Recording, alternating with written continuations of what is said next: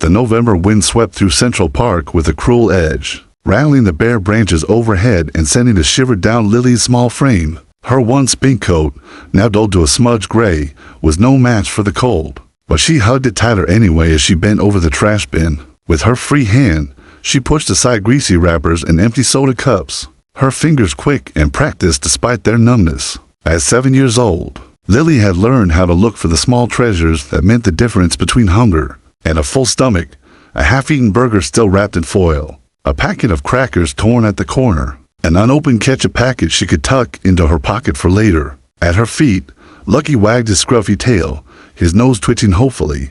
The terrier mix was more bone than fur, but his eyes followed her every move with unshakable trust. "We'll find something good today," Lily whispered, her breath puffing white in the frigid air. She had to believe it.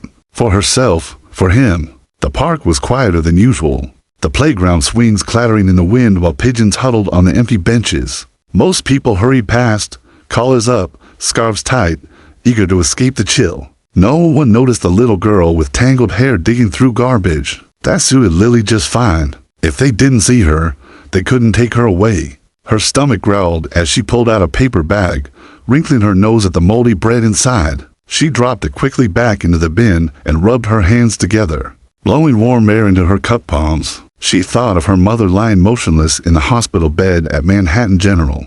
Tubes and machines doing what her mother's body could not. 3 months had passed since the accident, and still Lily waited for her eyes to open. Until then, she was on her own.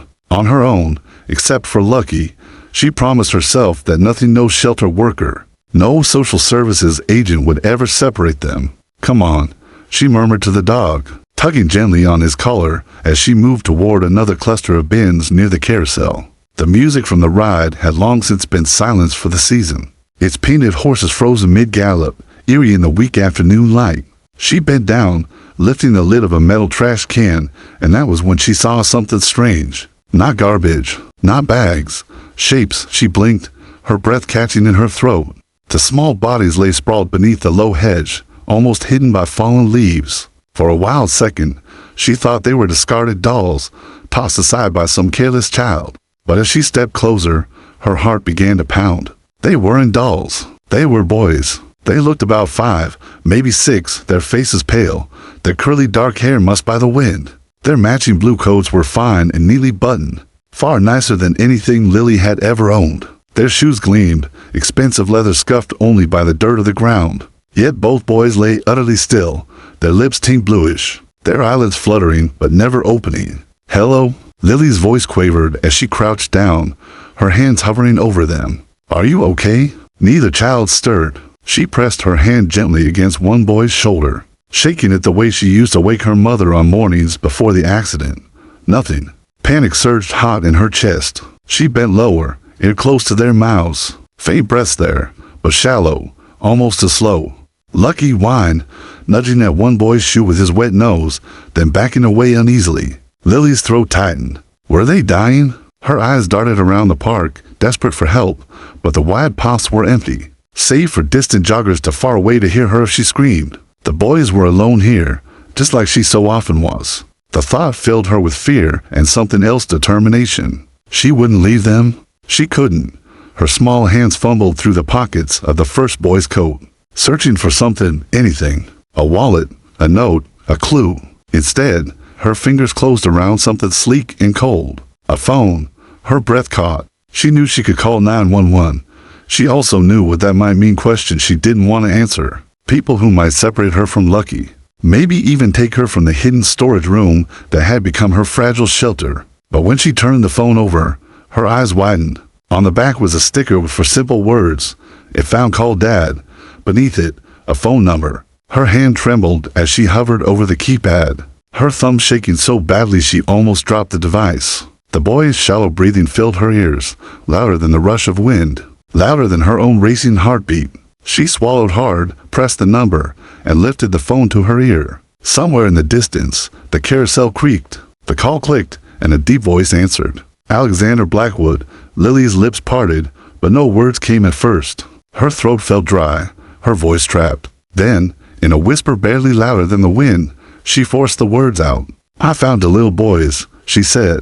"They won't wake up, The phone felt heavy in Lily's hands, as though it carried the weight of a choice far bigger than she could handle. For a long, trembling second she thought about hanging up, slipping the phone back into the boy's pocket, and disappearing into the shadows with Lucky before anyone came. If she stayed hidden, no one could ask questions. No one could take her away.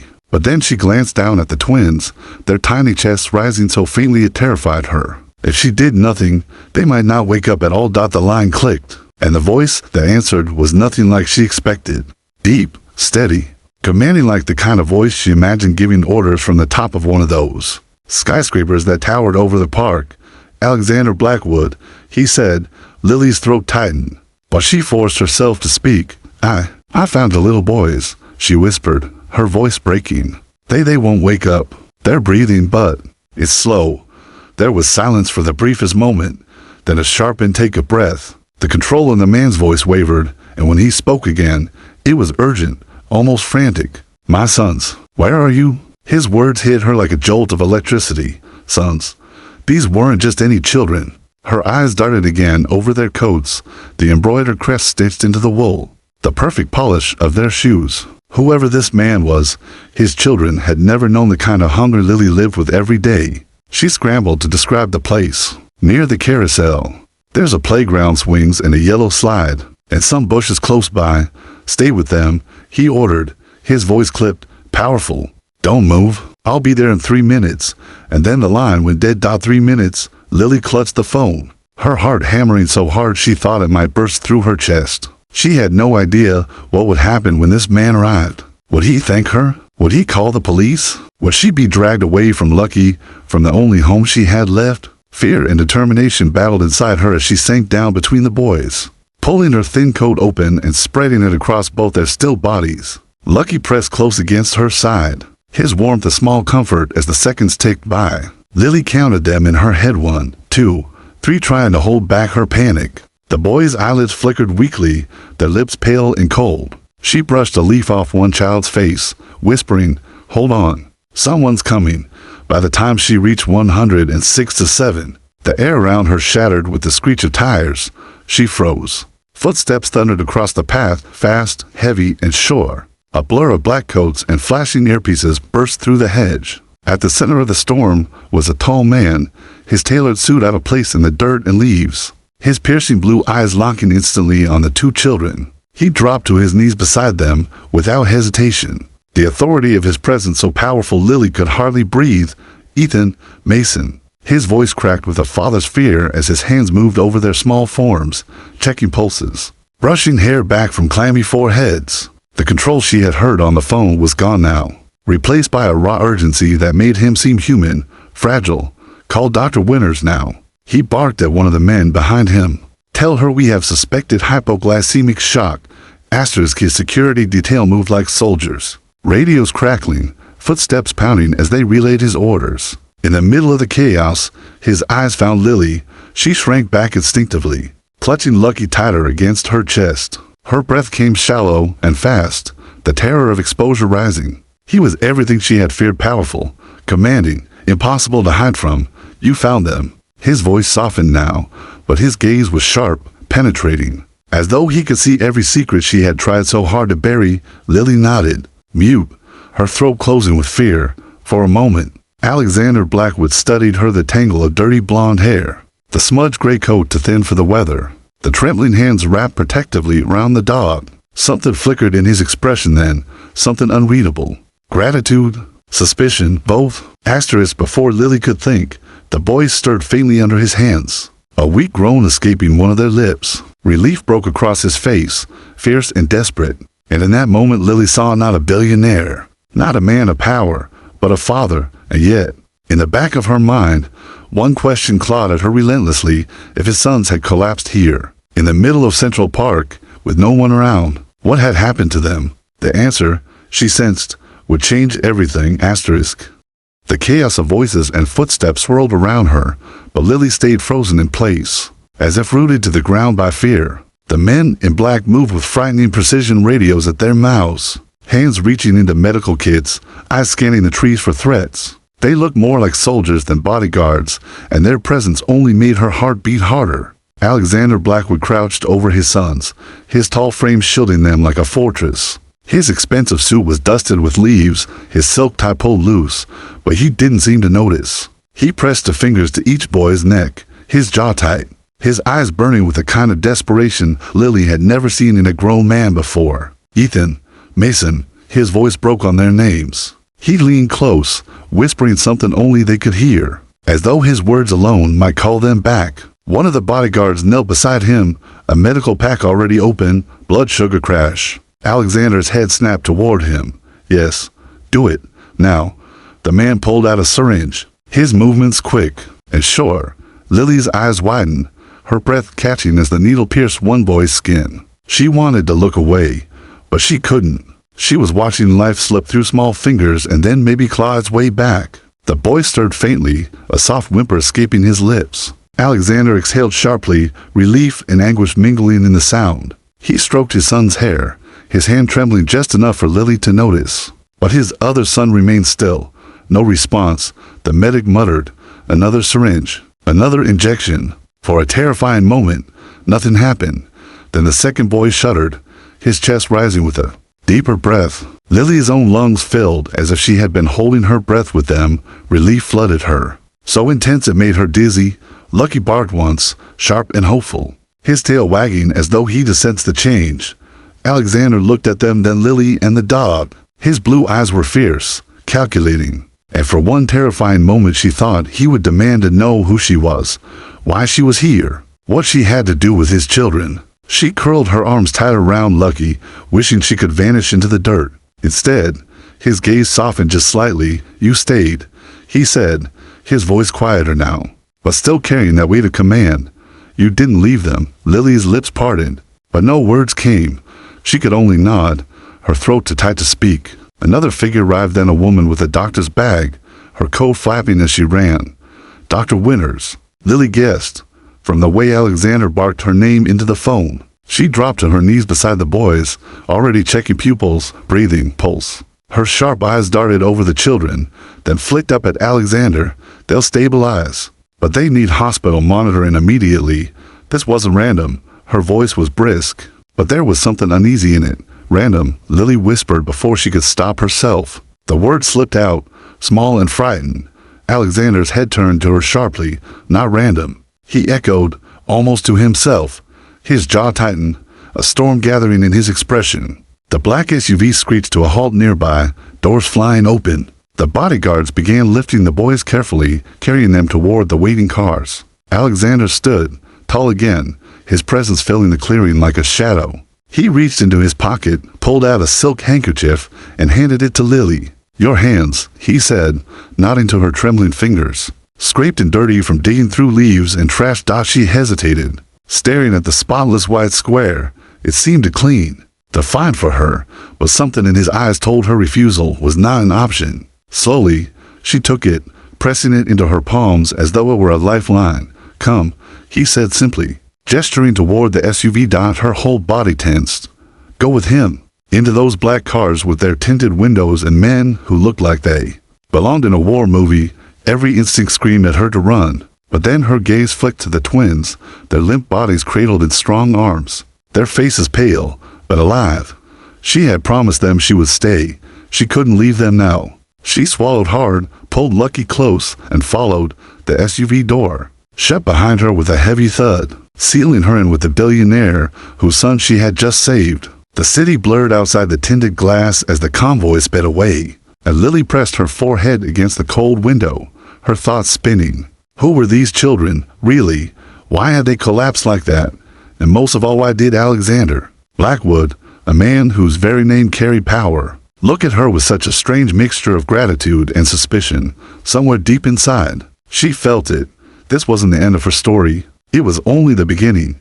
The SUV's leather seat swallowed Lily whole, the soft surface so different from the cracked linoleum floor of the laundromat storage room, where she usually slept. She sat stiff and tense, Lucky wedged tightly against her side, his ears twitching at every sound. Outside the tinted windows, New York blurred into streaks of light and shadow, the sirens of an escort vehicle wailing ahead of them. The air inside the car smelled faintly of cologne and leather, so clean it almost burned her nose. She didn't belong here. Every instinct told her she should bolt the moment the door opened. But each time, her thoughts turned to escape. Her eyes slid back to the twins lying across from her. Their heads resting in the laps of the men who carried them, they were breathing. Better now, their cheeks flushed with a hint of returning color. Still, their fragility chilled her, and then there was their father. Alexander Blackwood sat beside them, his tall frame rigid, his jaw set like stone. In the dim light, his face was sharp, sculpted with lines of command and weariness. He wasn't speaking, wasn't even looking at her, but his presence filled the vehicle as surely as the scent of cologne. Lily hugged Lucky closer, trying to make herself small, invisible. The convoy screeched to a halt in front of a towering skyscraper of glass and steel. Its gleaming facade rose into the night like a giant, blotting out the stars.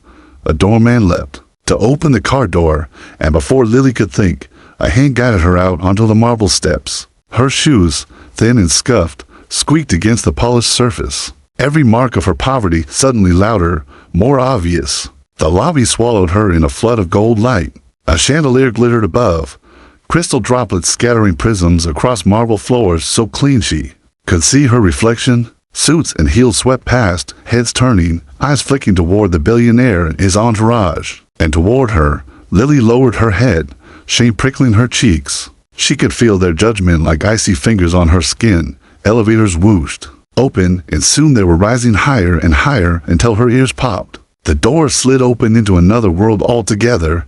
The penthouse. It wasn't an apartment. It was a palace in the sky. Floor dashed to ceiling windows framed the city like a glittering map of stars. Rugs so thick her feet sank into them sprawled across polished wood floors. Walls bore paintings whose brushstrokes seemed alive, and vases taller than she was gleamed with fresh lilies and roses.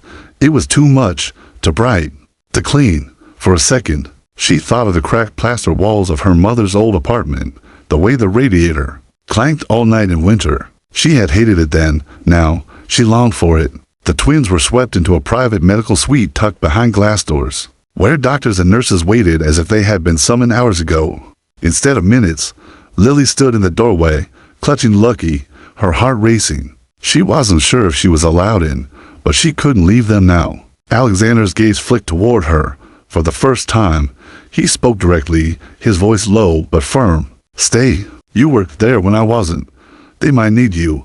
His words struck something deep in her. Half comfort, half weight. She edged into the room, watching as machines beeped and monitors glowed. The doctors worked efficiently, inserting for lines, checking vitals. Slowly, the twins stirred. Mason whimpered, his eyelids fluttering open. His tiny hand reached blindly, and Lily, without thinking, reached back. His fingers curled around hers, and he smiled.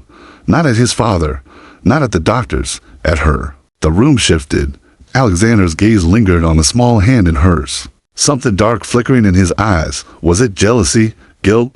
The billionaire, a man who could buy anything in the world, had been powerless here, while a hungry child had given his sons the comfort they craved. "Who are you?" he asked finally, his voice cutting through the quiet hum of machines. Lily froze. Every instinct screamed to lie, to say nothing. But the weight of his stare pressed down on her like a spotlight. She swallowed, her voice trembling. "Lily," she hesitated, then added, I don't have anywhere else." For the first time. His expression cracked, just for a heartbeat. Something in his steel blue eyes softened, then shuddered again. Dr. Winter straightened from her work, pulling off her gloves. "They'll recover, but this wasn't accidental," she said grimly. "Their blood sugar was tampered with. Someone wanted them weak, unconscious, vulnerable." The words hung in the air like a storm cloud. Alexander's jaw clenched, his fists tightening at his sides. He turned away from Lily, striding to the window, his silhouette framed against the glittering skyline. The power in his shoulders was undeniable, but beneath it, Lily sensed something else: rage, fear, and maybe even helplessness. She didn't know why, but the thought chilled her more than the November wind ever could. The penthouse should have felt safe. Walls of glass, guards at every entrance. The best doctor's money could buy moving with practiced precision. But as Lily stood in the shadow of the medical suite, clutching Lucky close, she felt none of that. Instead, she felt the same sensation she often had while scavenging in alleyways, eyes watching from the dark. Danger crouched where she couldn't see it. The twins were stable now, and drips humming softly as the machines kept track of their fragile recoveries. Mason dozed fitfully, his small chest rising and falling, while Ethan stirred every so often, mumbling nonsense through half-conscious lips. Each sound reassured Lily, and yet unsettled her, too. She had no idea why they had collapsed, no idea what hypoglycemic shock really meant, only that someone powerful had whispered. This wasn't random. Dr. Winters leaned toward Alexander, speaking in low, clipped tones Lily couldn't catch. But she didn't need the words. She could read the storm in his face. His jaw set harder with every sentence, his hands curling into fists at his sides. His shoulders, broad and powerful, stiffened like iron. Finally, he cut the doctor off with a single word: leave. The room emptied in moments, the doctors and guards dispersing with military efficiency until it was only Alexander, his two sons, and Lily. The silence pressed heavy against her ears. She wanted to retreat, to vanish into some corner where no one could see her. But his voice pinned her in place. "You saw them before I did," he said, his eyes not leaving his children. "Tell me exactly what you found." "Everything." Lily's throat dried. She shuffled her feet, Lucky whining softly at her side. "They were lying by the bushes. At first I thought they were dolls. They weren't moving, just breathing, but slow. Their lips were blue." She hesitated, her fingers tightening in Lucky's fur. There was no one else around. No coats, no bags. Just them. Alexander's gaze snapped to hers, sharp and unyielding. "No one else. You're certain?" She nodded quickly. "I didn't see anyone." For a long moment, he said nothing. His eyes, piercing and cold, seemed to strip her bare, as if testing the truth of her words. Then, slowly, he turned away, pacing toward the wall of glass. The city glowed beneath him, a sprawl of endless lights. But his reflection in the window was a man caged by shadows. They weren't supposed to be there alone, he muttered, more to himself than to her. "They're never alone." His voice darkened, each word heavy as stone. "Someone moved them. Someone wanted them found like that." A chill crept over Lily's skin. "Why?" The question slipped out before she could stop it. His head turned, and for the first time she saw something beyond the billionaire's mask of control. Fear. Real, raw fear. "Because I have enemies," he said quietly, "and the easiest way to destroy a man is through his children." The words sank like ice into her bones. She had seen hunger, abandonment, cruelty in alleyways and shelters. But this was bigger, darker. These boys hadn't collapsed by accident. Someone had put them in danger. Lucky growled low in his throat, ears pricked toward the door. Lily glanced that way and froze. A faint shadow moved just beyond the frosted glass. "Someone's out there," she whispered. Alexander's hand was instantly in his coat, pulling free a sleek black pistol with a motion so smooth it made her flinch. He crossed the room into strides, flung the door open. Nothing. Just the guard standing stiff at attention, eyes forward. But Lily's heart still pounded. The guard's eyes flicked to her briefly, and something in his look made her stomach twist. To flat. The sharp dot. Alexander returned the gun to its holster, but his expression was darker than ever. He closed the door with a quiet click and turned back to her. "You shouldn't be here," he said. But the words carried no dismissal, only a troubled weight. And yet, his eyes flicked to where Ethan's small hand still clutched Lily's sleeve even in sleep. "They trust you." She swallowed hard, whispering, "I didn't do anything." "Yes," he said, his voice low. "Dangerous. You did. You stayed. You kept them alive long enough for me to reach them." He exhaled slowly, running a hand through his dark hair. "But whoever did this will not stop. You need to understand that." His words wrapped around her like iron chains. She had stepped into a story far larger than she'd ever imagined. Once, she thought the worst thing in the world was hunger, or the loneliness of nights without her mother. But this was something else. This was a world where power and wealth attracted enemies who would use children as pawns. And somehow, she was part of it now. The penthouse grew quieter as the night stretched on. But silence didn't bring peace. Machines hummed steadily in the medical suite, tracking every beat of the twins' fragile hearts, while guards rotated shifts outside the door. Yet to Lily, the entire place still pulsed with tension, like a building holding its breath. She hadn't meant to fall asleep, but at some point, curled in the corner with Lucky warm against her legs, her eyes had closed. When she woke, the world outside the glass windows was still ink black, the city glowing far below like a field of fallen stars. And there, Beside her, Mason sat on the floor with his head tilted curiously, watching her. "Hi," he whispered, his voice hoarse. Her heart jumped. He was awake. She sat up quickly, Lucky wagging his tail. Mason's small hand reached forward, patting the dog's scruffy head, and for the first time, his face lit with something brighter than weakness. A smile. "Lucky," Lily said softly. "That's his name." Mason nodded solemnly. "Lucky. I like him." The sound of movement drew her gaze. Ethan was stirring too, shifting beneath his blanket, his eyes fluttering open. He blinked groggily, then spotted his brother and Lily. "Why is there a girl?" he murmured. Lily's cheeks heated, and she pulled Lucky closer. She wanted to disappear, to melt back into the shadows. But Mason spoke before she could retreat. "She found us," he said simply, with the blunt honesty only a child could carry. "She saved us." The words landed like a stone in Lily's chest. She didn't feel like a savior. She still remembered the terror in her own veins when she first saw them.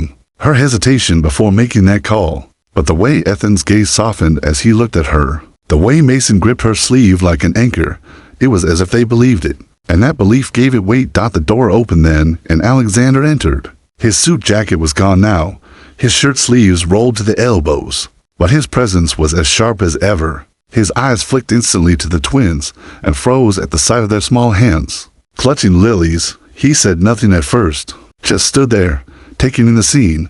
His sons awake, alive, comforted not by him, but by the ragged girl who had crawled out of a trash bin hours ago. For a man who ruled empires with money and power, that sight must have cut deep. "Father," Mason whispered, his voice weak but steady. Alexander knelt beside them in an instant, his hand brushing Mason's hair back. "I'm here," he said, softer than Lily had ever heard him. But the boy's other hand stayed curled around Lily's sleeve, refusing to let go. It was a moment of dissonance.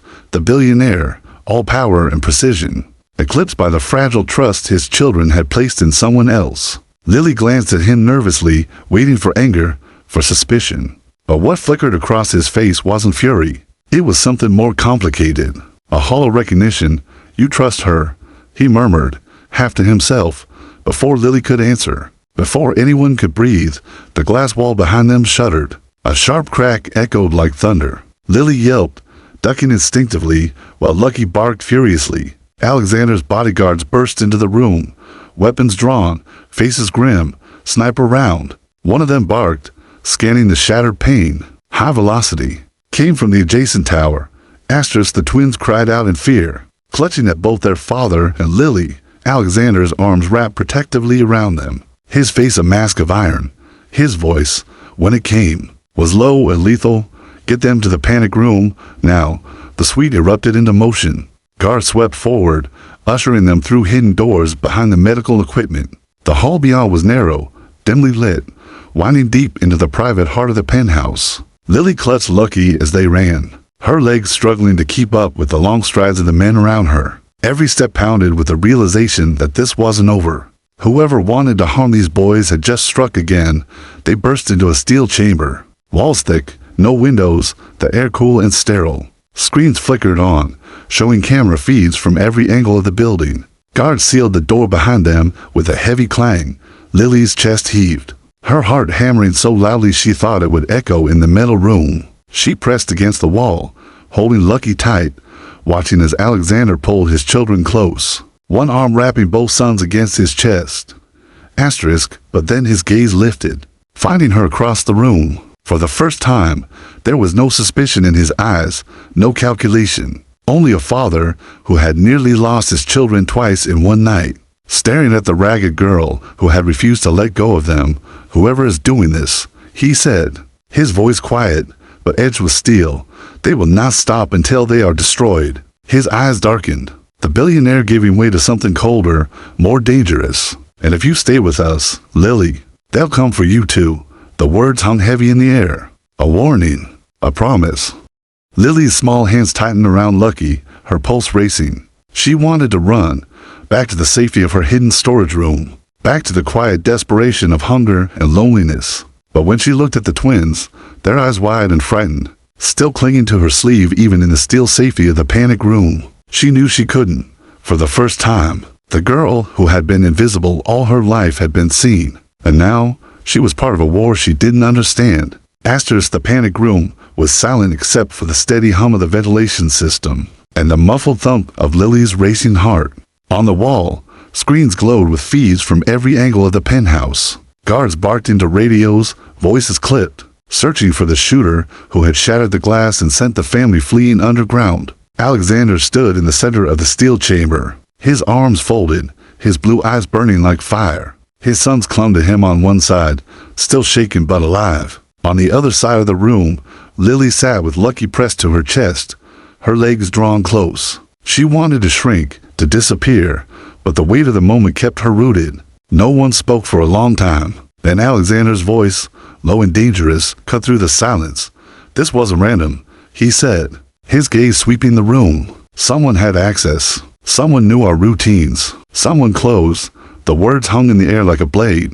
Lily shivered. She didn't belong here, didn't understand the wars of men like Alexander Blackwood. And yet she couldn't look away. She had lived in shadows long enough to recognize betrayal when it slithered through the cracks. One of the guards stepped forward, face pale, lips tight.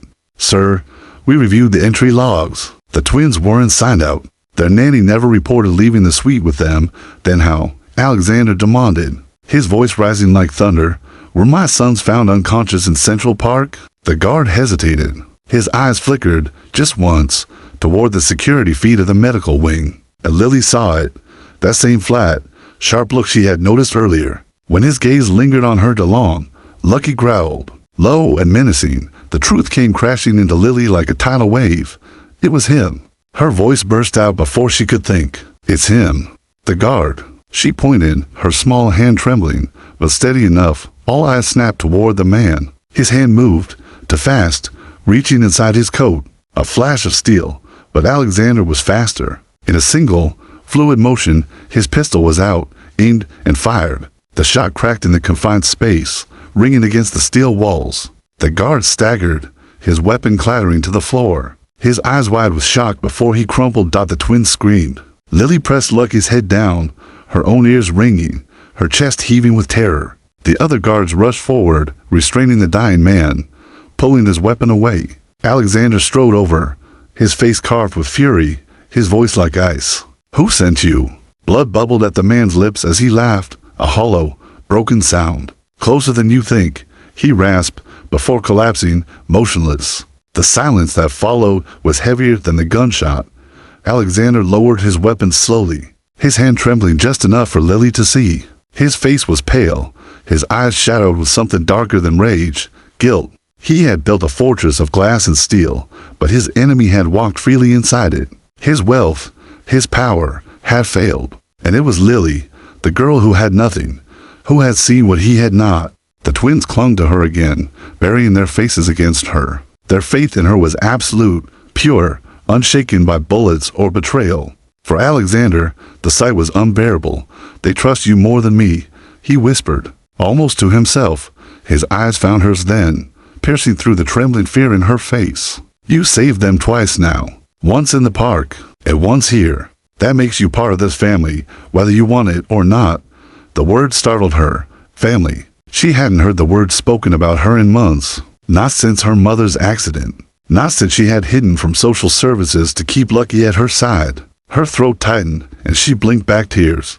"But," she whispered, her voice cracking, "my mom, she's still in the hospital. And I don't have anything. Just Lucky." Alexander was silent for a long time. Then he walked across the room, kneeling so he was level with her. For the first time, the mask of the billionaire cracked completely. His eyes were no longer steel, but something raw, almost pleading. "Then you'll have us," he said. "Your mother will have the best care, and you'll never go hungry again. You saved what I love most in this world. Let me do the same for you." Her heart clenched. It was too much, too sudden, and yet, as the twins tightened their grip on her, as Lucky pressed his warm body into her side, she felt something she hadn't in a long time. Safety. The man who had once been untouchable, who ruled towers of glass and wealth, had been brought to his knees by a little girl who refused to walk away, and in that steel room, beneath the weight of betrayal and bullets, Lily realized the truth. Sometimes the smallest act of kindness doesn't just save lives, it changes them forever.